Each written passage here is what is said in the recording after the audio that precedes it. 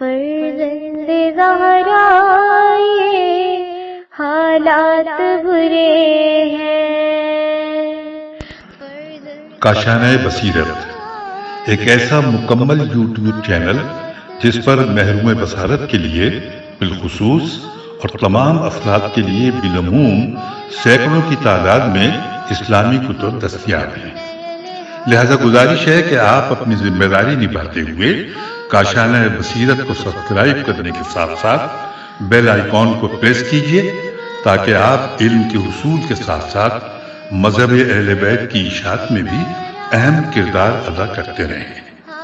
کاشانہ بصیرت. فرزند زہرا یہ حالات برے ہیں. بسم اللہ الرحمن الرحیم. السلام علیکم سامعین. کاشانہ بصیرت کا یوٹیوب چینل اور ہم مل کر پڑھ رہے ہیں کتاب الدمۃ الثاقبہ جلد اول، اور یہ ہے ریڈنگ کا پارٹ نمبر 28. ہم نے لاسٹ نشست میں علم غیب اور حضرت علی علیہ السلام کے ٹاپک میں جو چھٹا پوائنٹ آخری پڑھا تھا اور وہ تھا گرتی مسجد، اور اب ہم پڑھنے جا رہے ہیں 7واں پوائنٹ کہ جس کا عنوان ہے مروان کی بیعت. صفحہ نمبر 344 ہے. آئیے ریڈنگ کا باقاعدہ آغاز کرتے ہیں. ارشاد ہی میں بنی مراد کے ایک شخص سے مروی ہے کہ جنگ جمل کے بعد ابن عباس حضرت علی علیہ السلام کے پاس آیا اور کہا قبلہ ایک کام ہے، اگر کریں تو اچھا ہے. حضرت علی علیہ السلام نے فرمایا کہ مجھ سے زیادہ تیرے کام سے کون واقف ہے؟ تو مروان کی سفارش لے کر آیا ہے، جا، میں نے اسے امان دے دی ہے، اسے میرے پاس لے آ. ایک شرط ہے کہ اسے گھوڑے پر اپنے پیچھے بٹھا کے لے آ. ابن عباس مروان کو لے کر آ گیا. ہم آ گئے ہیں پیج 345 پر. لے کر آ گیا. حضرت علی علیہ السلام نے فرمایا کہ کیا تو بیعت کرے گا؟ مروان نے کہا کیوں نہ کروں گا. یہ کہہ کر اس نے ہاتھ بڑھایا. حضرت علی علیہ السلام نے مروان کا ہاتھ بیعت کی خاطر پکڑا، پھر چھوڑ دیا اور فرمایا کہ مجھے اس کی کوئی ضرورت نہیں ہے. اگر یہ شخص 20 مرتبہ بھی بیعت کرے پھر بھی بیعت شکنی کا ارتکاب کرے گا. پھر آپ مروان کی طرف متوجہ ہوئے اور فرمایا کہ اے حکم کے بیٹے، افسوس ہے کہ تو موت سے ڈر گیا ہے. بخدا تو اس وقت تک نہیں مرے گا کہ جب تک تیری صلب سے فلاں اور فلاں پیدا نہیں ہو جاتے اور تیرے یہ دونوں بیٹے امت مسلمہ کو زہر کے گھونٹ پلائیں گے. جا، تو آزاد ہے، جہاں جی چاہے چلا جا. اور اب آئیے 8ویں نمبر پہ ہیڈنگ ہے، پڑھتے ہیں حضرت ابو بکر رضی اللہ کا بہنوئی. لکھا ہے بہار میں امام حسن علیہ السلام سے مروی ہے کہ ابو بکر رضی اللہ کے بہنوئی اشس الف شین عین سے اشس ابن قیس کندی نے اپنے گھر میں ایک بلند مینار تعمیر کرا رکھا تھا. جب بھی مسجد کوفہ سے اذان ہوتی تو یہ شخص مینار پر چڑھ جاتا اور کہتا یا علی علیہ السلام، تو ساحر ہے، تو جھوٹا ہے. حضرت علی علیہ السلام اشس کو ترک کی گردن کہتے تھے. ترک کی تیرے کاف لکھا ہوا ہے کہ گردن کہتے تھے. جب آپ سے اس کا سبب پوچھا گیا تو آپ نے فرمایا کہ جب یہ شخص موت کے قریب ہوگا تو دیوار سے آگ کا ایک گردن نما شعلہ بلند ہوگا جو اسے جلا کر کوئلہ کر دے گا اور اس کا پورا جسم کوئلے کی مانند ہو جائے گا. جب یہ شخص مرا تو بے شمار لوگوں نے حضرت علی علیہ السلام کی اس پیشن گوئی کو اپنی آنکھوں سے دیکھا. اور اب آئیے 9ویں نمبر پہ ہیڈنگ ہے قاتل. اس کے حوالے سے جانتے ہیں. لکھا ہے کہ مناقب میں اصباح الف صاد بے عین اصباح ابن نباتہ سے مروی ہے کہ ایک دن ہم نے نماز صبح حضرت علی علیہ السلام کی اقتداء میں ادا کی. جب نماز سے فارغ ہوئے تو ایک مسافر آیا. حضرت علی علیہ السلام نے اس سے پوچھا کہاں سے آ رہا ہے؟ اس نے عرض کیا شام سے. آپ نے فرمایا کیوں آیا ہے؟ اس نے کہا کہ آپ سے ایک کام ہے. تو آپ نے فرمایا کہ کام تو خود بتائے گا یا میں تجھے بتا دوں؟ اب ہم آ گئے ہیں پیج نمبر 346 پہ. تو اس نے عرض کیا کہ اگر ایسی بات ہے تو پھر آپ ہی بتائیں. آپ نے فرمایا کہ فلاں ماہ فلاں دن معاویہ نے اعلان کیا تھا کہ جو شخص علی علیہ السلام ابن ابی طالب علیہ السلام کو قتل کر دے اسے 10,000 انعام دیا جائے گا. فلاں شخص نے کہا کہ اب یہاں پہ مٹا ہوا ہے تو پھر یہاں پہ ہم اس کو دوبارہ ایسے ہی پڑھ لیتے ہیں، جو کچھ مٹا ہوا ہے اس کو مٹا ہوا چھوڑ کے، کہ فلاں شخص نے کہا تھا کہ میں اسے قتل کرتا ہوں۔ جب وہ گھر گیا تو اس نے سوچا کہ کیا میں برادر رسول صلی اللہ علیہ وآلہ وسلم اور رسول صلی اللہ علیہ وآلہ وسلم کے بیٹوں کے باپ کو قتل کروں گا۔ دوسرے دن پھر معاویہ نے اعلان کیا کہ جو شخص علی علیہ السلام کو قتل کرے اسے 20,000 انعام ملے گا۔ یہ اعلان سن کر فلاں شخص نے کہا کہ میں قتل کرتا ہوں، اور لیکن گھر جا کر وہ بھی پشیمان ہو گیا اور اس نے معاویہ سے معذرت کر لی۔ تیسرے دن معاویہ نے اعلان کیا کہ جو شخص علی علیہ السلام کو قتل کرے گا اسے 30,000 دینار انعام ملے گا۔ یہ اعلان سن کر تو نے لبیک کہی تو بنی حمیر سے ہے، تو بنی حمیر سے ہے میم یہ رے حمیر سے ہے، اب بتا جس کام کے لیے آیا ہے کیا کرے گا؟ اس نے عرض کیا کہ نہیں قبلہ، آپ نے قمبر سے فرمایا اسے زیادہ راہ دے دینا اور فی الحال جا کے اسے آرام کے لیے جگہ دے دے اور کھانا کھلا، بہت دن سے سفر میں یہ رہا ہے۔ اور اب 10ویں نمبر پہ ہیڈنگ آ گئی ہے کہ ابن ملجم، اور اس حوالے سے کیا تفصیلات ہیں جانتے ہیں۔ لکھا ہے بہار میں ایک مزنی میم ز نون چھوٹی ہے سے مروی ہے کہ ہم حضرت علی علیہ السلام کے پاس بیٹھے تھے کہ آپ کے پاس بنی مراد کے چند افراد آئے اور ان میں ابن ملجم بھی تھا۔ انہوں نے عرض کیا کہ یا علی علیہ السلام، یہ ابن ملجم ہم نہیں لائے، زبردستی ہمارے ساتھ آیا ہے، ہمیں ڈر ہے کہ کہیں یہ کسی بھی وقت آپ سے کوئی گستاخی نہ کر بیٹھے۔ علی علیہ السلام نے بغور ابن ملجم کی طرف دیکھا اور فرمایا اگر میں تجھ سے چند سوالات کروں تو تو صحیح جواب دے گا؟ ابن ملجم نے کہا کہ جو معلوم ہوگا وہ بتا دوں گا۔ علی علیہ السلام نے اس سے قسم لی کہ جو معلوم ہوگا وہ سچ سچ بتائے گا۔ ابن ملجم نے قسم کھائی۔ حضرت علی علیہ السلام نے فرمایا کہ جب تو بچہ تھا اور لڑکوں سے کھیلتا تھا اور انہیں زیر کر لیتا تھا تو جب تو لڑکوں کے پاس آتا تھا تو تجھے آتا ہوا دیکھ کر وہ کہتے تھے کہ ابن وائیا وائبا واو الف عین یہ تے ہے یا وائتل کلاب۔ چلے اس کا ترجمہ لکھا ہے بریکٹ میں کہ کتے بھونکانے والی کا بیٹا۔ اچھا ٹھیک ہے، ابن وائتل کلاب۔ آگے چلتے ہیں، لکھا ہے کہ لوگ یہ کہتے کہ کتے بھونکانے والی کا بیٹا آ رہا ہے۔ ابن ملجم نے جواب دیا کہ بالکل لڑکے اسی طرح کہتے تھے۔ تو حضرت علی نے فرمایا، ہم آ گئے ہیں پیج نمبر 347 پر، اور تو حضرت علی نے فرمایا کہ جب تو جوان ہو گیا تو ایک دن ایک شخص کے پاس سے گزرا، اس نے تجھے دیکھ کر کہا تھا کہ اشقا، الف شین قاف چھوٹی ہے اور اس پہ پر کھڑا زبر ہے، اشقا من عاقر عین الف قاف رے، ناقہ سمود، جناب صالح کی ناقہ پے کرنے والے سے بد نصیب تر جا رہا ہے۔ تو ابن ملجم نے کہا کہ ایک شخص نے مجھے کہا تھا۔ تو حضرت علی علیہ السلام نے فرمایا کہ کیا تجھے تیری ماں نے بتایا تھا کہ تیرے نطفے کا انعقاد ایام حیض میں ہوا تھا؟ ابن ملجم کچھ دیر کے لیے خاموش رہا، پھر کہنے لگا کہ ہاں ماں نے مجھے بتایا تھا۔ تو حضرت علی علیہ السلام نے فرمایا کہ مجھے سرور انبیاء صلی اللہ علیہ وآلہ وسلم نے فرمایا تھا کہ علی علیہ السلام تیرا قاتل یہودی ہوگا۔ یہاں پر یہ مکمل ہو گیا۔ 11ویں نمبر پہ ہیڈنگ ہے جنتی دانا۔ لکھا ہے بہار میں مروی ہے کہ ایک یہودی نے علی علیہ السلام سے پوچھا کہ کیا آپ کہ رسول صلی اللہ علیہ وآلہ وسلم نے یہ فرمایا ہے کہ انار میں ایک دانہ جنت سے ہوتا ہے؟ تو حضرت نے فرمایا کہ ہاں میں نے حضور صلی اللہ علیہ وآلہ وسلم سے سنا ہے۔ یہودی نے کہا کہ جو شخص سالم انار کھا لے گا وہ جنت میں جائے گا؟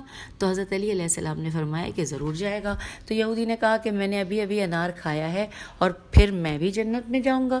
تو علی علیہ السلام نے فرمایا کہ اللہ وہ دانہ کافر کو نصیب ہی نہیں کرتا۔ یہودی نے کہا کہ میں نے پورے دھیان سے انار کھایا ہے اور ایک دانہ بھی ضائع نہیں کیا۔ یہ کہتے ہوئے اس نے داڑھی کو کھجایا اور اس سے انار کا ایک دانہ گر گیا۔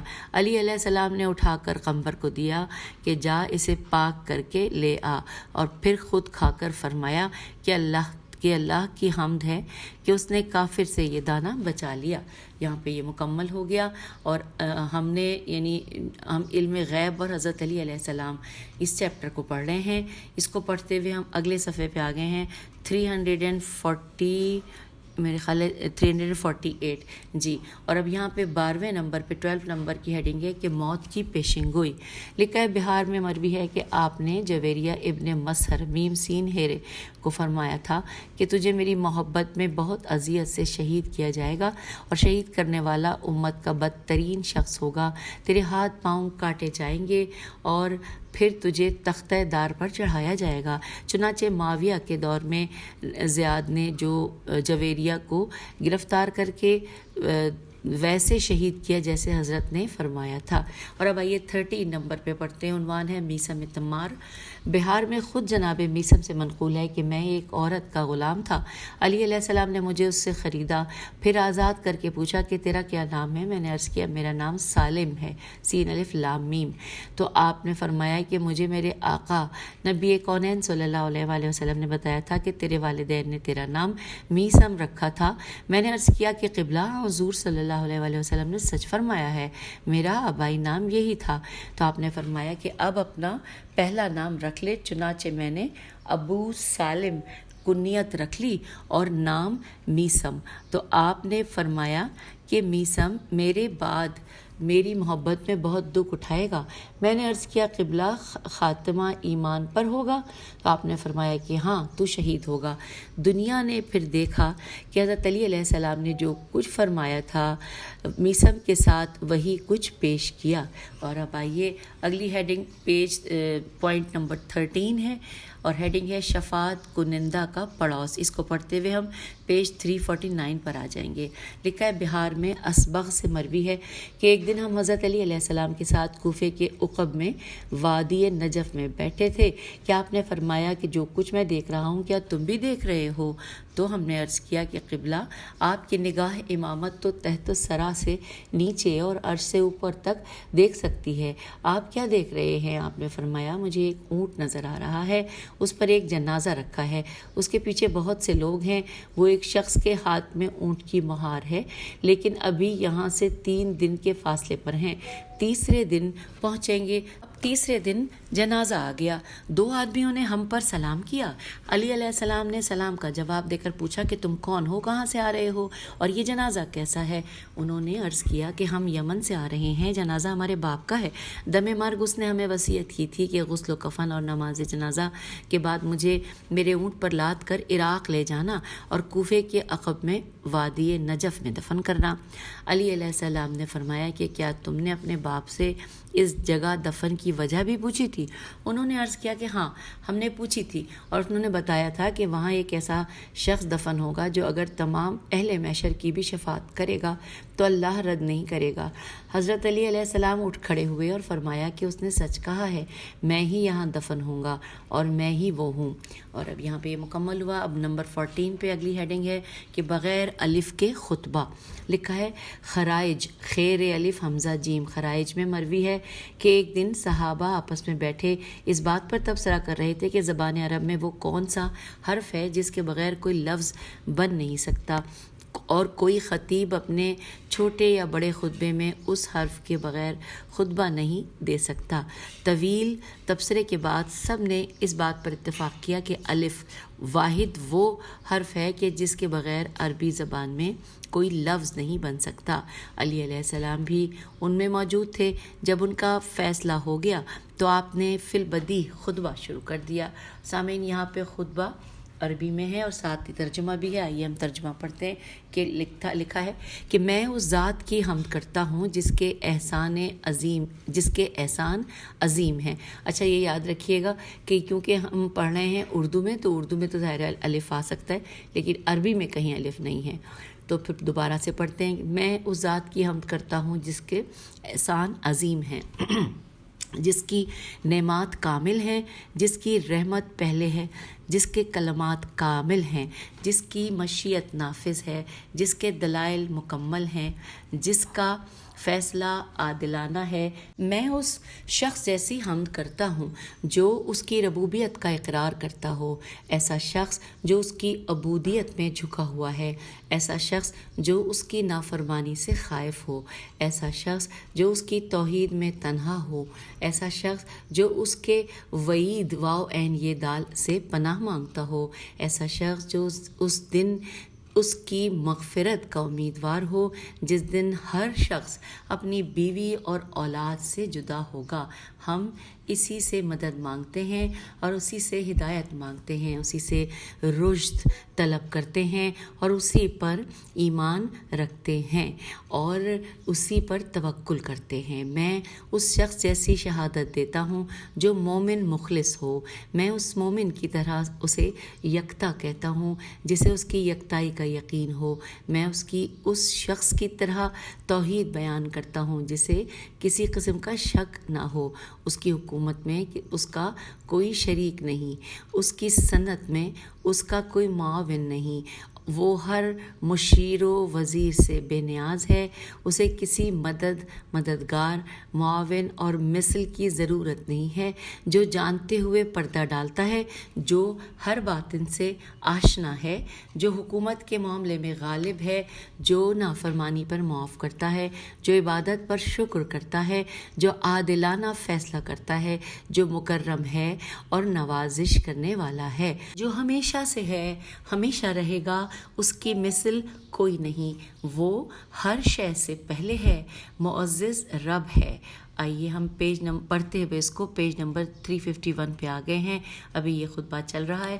لکھا ہے اپنی طاقت سے وہ باقی ہے، اپنی بلندی میں مقدس ہے، اپنی اعلانیت میں متکبر ہے، کوئی نگاہ اس کا ادراک نہیں کر سکتی، کوئی نظر اس کا احاطہ نہیں کر سکتی، قوی ہے، محفوظ ہے، بصیر ہے، سننے والا ہے، مہربان ہے، رحیم ہے، اس کی تعریف کرنے والا ہر شخص عاجز ہے، اس کی نعت بیان کرنے والا گمراہ ہے، قریب ہونے کے باوجود دور ہے، قریب اتنا ہے کہ جو بھی اس کو پکارے جواب دیتا ہے، رزق دیتا ہے کہ نوازش کرتا ہے، صاحب لطف خفی ہے، اور طاقت قاف واو یہ ہے، طاقت قویا یا قویا کا مالک ہے، اس کی رحمت بھی وسیع ہے اور اس کی سزا بھی اذیت ناک ہے، اس کی رحمت کا دوسرا نام جنت ہے اور عذاب کا دوسرا دردناک نہ ختم ہونے والی جہنم ہے۔ میں بعثت محمد کی گواہی دیتا ہوں، وہ محمد صلی اللہ علیہ وآلہ وسلم جو اس کا عبد ہے، رسول ہے، مصطفیٰ ہے، نبی ہے، مجتبیٰ ہے، حبیب ہے، خلیل ہے، اللہ نے اسے بہترین وقت میں مبعوث کیا ہے، بہترین وقفے میں نوازا ہے۔ یہ بعثت اللہ کی طرف سے اس کے بندوں پر رحمت اور احسان ہے۔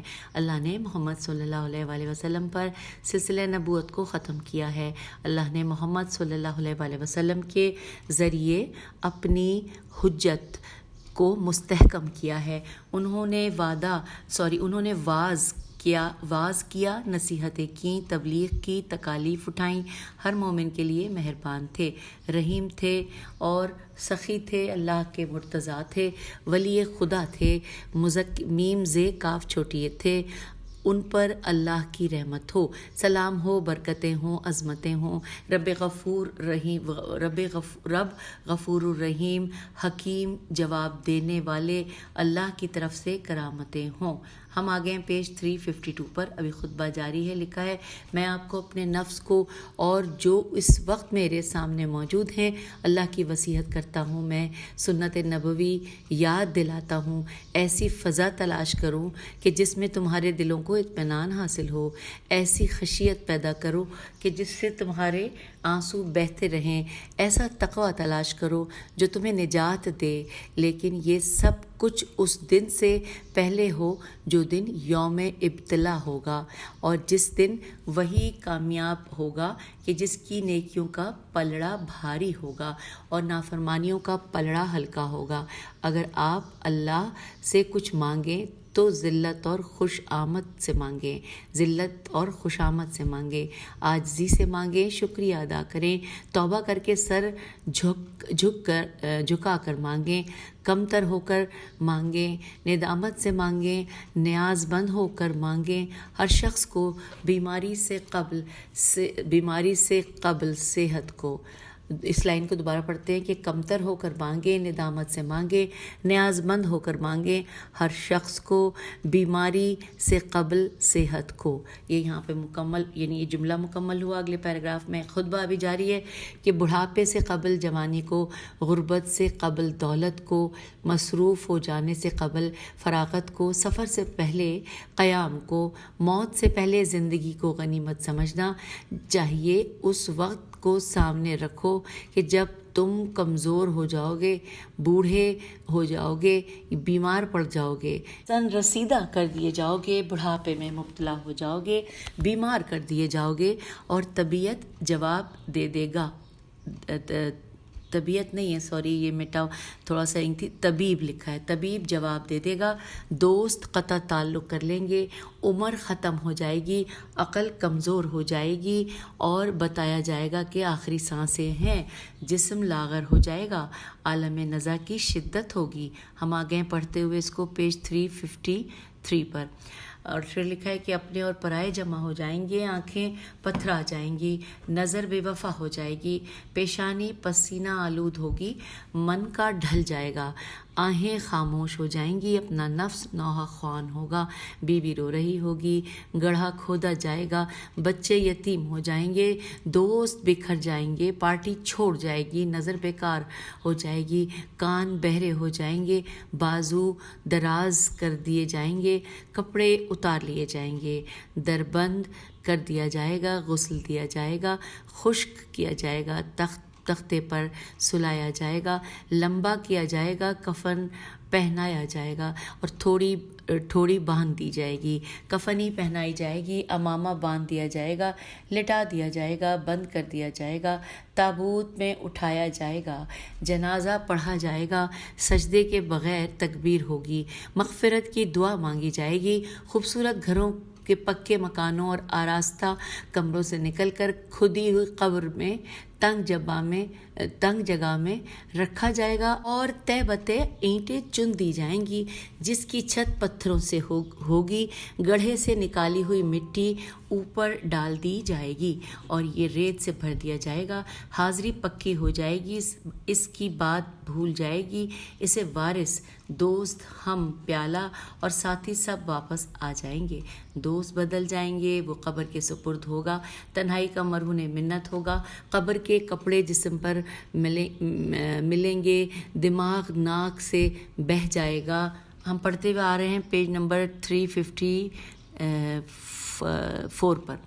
تو ابھی خطبہ چل رہا ہے کہ دماغ ناک سے بہہ جائے گا، گوشت سڑ جائے گا، خون خشک ہو جائے گا، ہڈیاں راکھ بن جائیں گی، اور یہ سلسلہ یوم محشر تک رہے گا.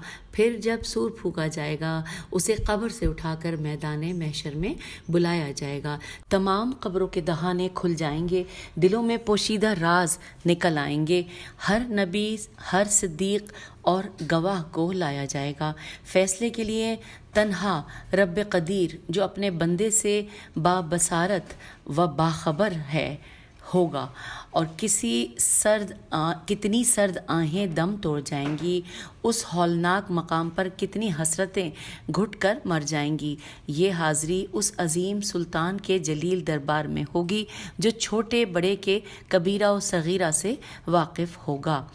ایسا وقت ہوگا کہ جب پسینہ لگام بن جائے گا، سانس تنگ ہو جائے گی، اس دن آنسوؤں پر ترس کوئی نہ کھائے گا، چیخو پکار پر کان کوئی نہ دھرے گا، کوئی عذر قابل قبول نہ ہوگا، گناہ سامنے ہوں گے، نامہ اعمال کھولا جائے گا، ہر شخص اپنے برے اعمال کا مشاہدہ کرے گا، آنکھ نگاہوں کی گواہ ہوگی، ہاتھ ظلم کے شاہد ہوں گے، اور پاؤں چلنے کی گواہی دیں گے، شرمگاہ زنا کی داستان بتائے گی، چمڑا لمس کی خبر دے گا، پھر گردن میں توق ڈالا جائے گا، ہاتھوں میں ہتھ کڑی پہنائی جائے گی، اور تنہا کو سوئے جہنم کھینچا جائے گا، اور اسی کشش میں رنج و سختی ہوگی، جہنم میں عذاب کیا جائے گا، پینے کو کھولتا ہوا گرم پانی ہوگا، چہرہ جھلس جائے گا، چمڑا ادھڑ جائے گا، ملائکہ اور گرم لوہے کے کوڑے مارے جائیں گے.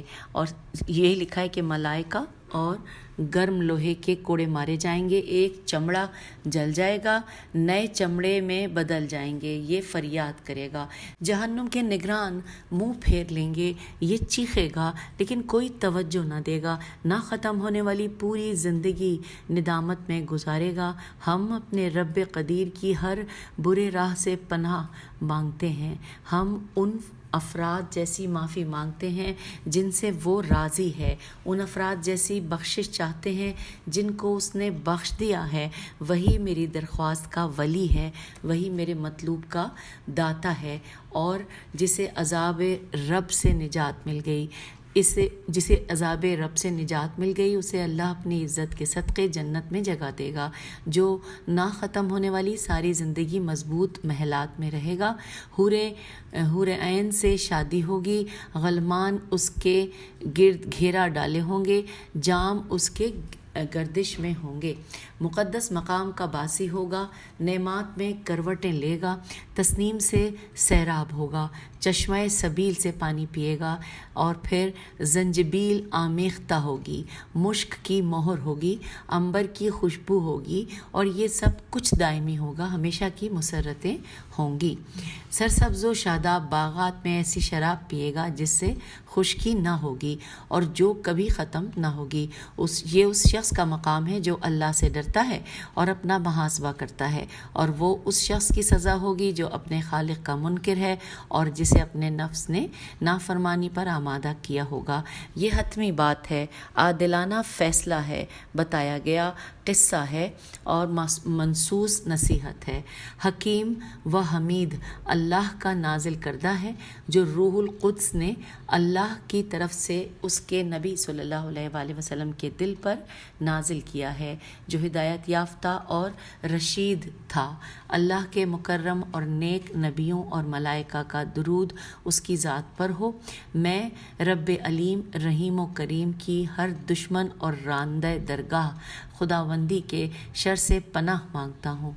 हर जारी करने वाले को बारगाह खालिक में जारी करना चाहिए, हर गिड़गिड़ाने वाले को उसकी बारगाह में गिड़गिड़ाना चाहिए। हर मखलूक को अल्लाह से मेरे लिए और मेरे तुम्हारे लिए तलब मग़फ़िरत करना चाहिए। मुझे तन्हा वही अल्लाह काफ़ी है। जो ही आपने अलिफ्स के बग़ैर इतना तवील खुतबा ख़त्म किया, तमाम सहाबा अंगुश्त हैरत मुंह में देकर अश अश करने लगे। कुछ ने उसे आपकी जादूगरी का एक हिस्सा समझा और कुछ ने एजाज़ इमामत समझा। और अब सामईन ये मुकम्मल हुआ। अब 15 नंबर पे लिखा है कि मुख्तसर मगर जामे। लिखा है बिहार में हज़रत से ज़ैल के मुख्तसर मगर जामे कलमात भी मनकूल हैं। आइए वो भी पढ़ लेते हैं, थोड़ा सा है ये। कायनात एक बाग है जिसकी आरास्तगी शरीयत से होती है। शरीयत हुक्मरान है जिसकी अताअत वाजिब है। अताअत सियासत है जिसे हुक्मरान पूरा कर सकता है। हुक्मरान निगरान है जिसकी क़ुव्वत बाजू लश्कर है। लश्कर मावन है, उसकी कफ़ील दौलत है। दौलत रिज़्क़ है जिसे रैयत रैयत जमा करती है। रैयत कसरत आबादी है जिसे अदल काबू रखता है।